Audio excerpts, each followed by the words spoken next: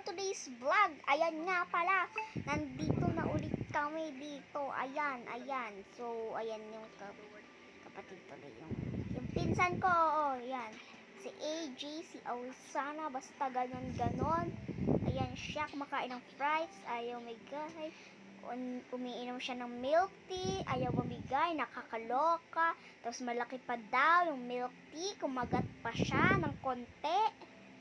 I-rate niya, nakakaloka. Kumuha pa siya ng isa. Umunguya, nagre-rate. Nagtitingin-tingin. Nagsasalita siya. Kumagat agad.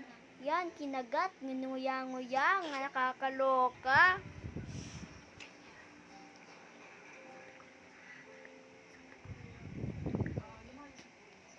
Sabi ko nga, uminom nga siya ng milk tea. Kaso ayaw, nakakaloka. Hindi daw masarap yung milk tea.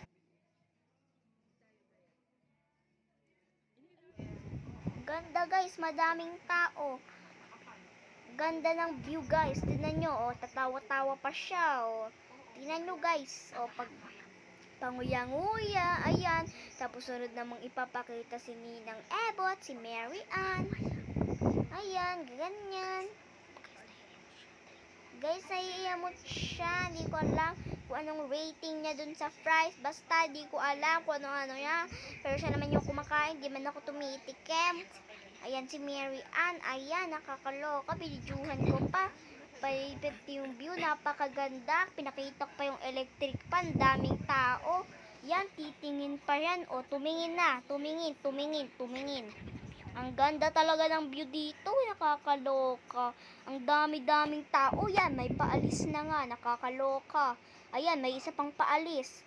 Ay sus, ang iba naman nakaupo pa, kumakain pa, takaw-takaw kasi, kaya nagiging mataba.